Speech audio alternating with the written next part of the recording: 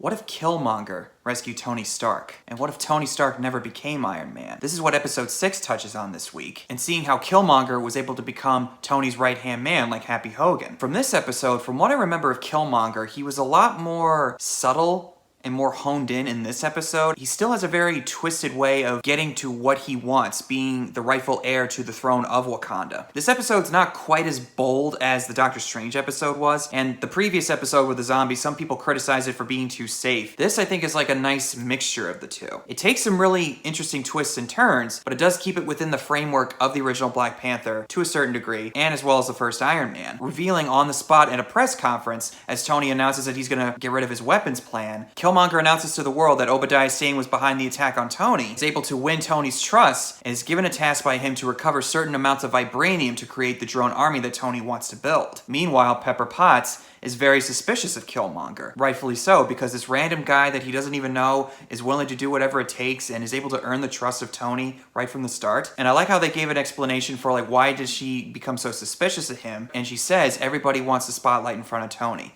My job is to find out why. And she says there's no apparent red flags to this guy, which immediately makes her suspicious. So Killmonger gets Claw to agree to a weapons deal with Colonel James Rhodey, and leaks out certain information to lure Black Panther into the arms deal. And I love how they set up his introduction, just like in the original Black Panther, in a very Batman-like type of manner, like in Batman Begins. But then there's a few twists that come in. Not only does Killmonger murder Black Panther, he kills Rhodey as well, and makes it look like they killed each other. Tries to pass it off as what happened, but thankfully Tony Stark is not an idiot, and he's able to have all these things at his disposal, i.e. Jarvis, who records and sees everything and is able to see what really happened. And he sicks a drone onto Killmonger, but then kills Tony Stark in the process, making it look like a Wakandan attack happened. I wasn't that surprised that Tony was killed because I figured that's what would happen, and I like how they did acknowledge his original death in Endgame, but still, kinda hard to swallow since this is Tony Stark. Killmonger heads to Wakanda to convince them of what's happening in order to stage a war so he can earn the right to the throne and become the new Black Panther. They're able to destroy their army with his help, except for Shuri. He's able to win the Wakandans' trust and become the new Black Panther. These lengths that he's willing to go to in order to achieve what he wants, just like in the original film, although I think from what I remember, he's a little bit more subdued in this one, whereas in the original,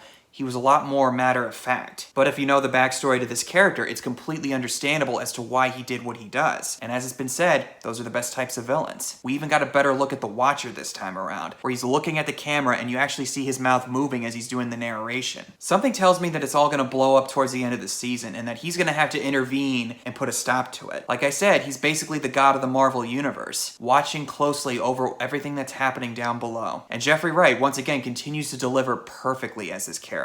And just a little sidebar here, I noticed this last night as I was watching it. After the title card, the music almost kind of reminds me of the Uncharted series in some way. For me, it brings out that young kid at heart type of feel, if you know what I mean. Especially since this is a Marvel property. And I like how it ends on almost somewhat of a cliffhanger, not like the last episode. Shuri shows up in Tony Stark's old office and proposes an alliance with Pepper, saying that she was suspicious of Killmonger the whole time, and that let's form an alliance to stop him. Just like Pepper Potts, Shuri's not an idiot either, and she knows a spade when she sees one. And I haven't really read into like what the future plots are going to be for upcoming seasons or episodes. Unless these are supposed to be one-off episodes, I do wonder how they're going to conclude these, and I really like how they are able to present these films in a different light, so to speak, and what would have happened if these pieces were in place over here? Filmmakers from Terminator Genesis, they should have come into the future and taken notes from this show. I'm just saying.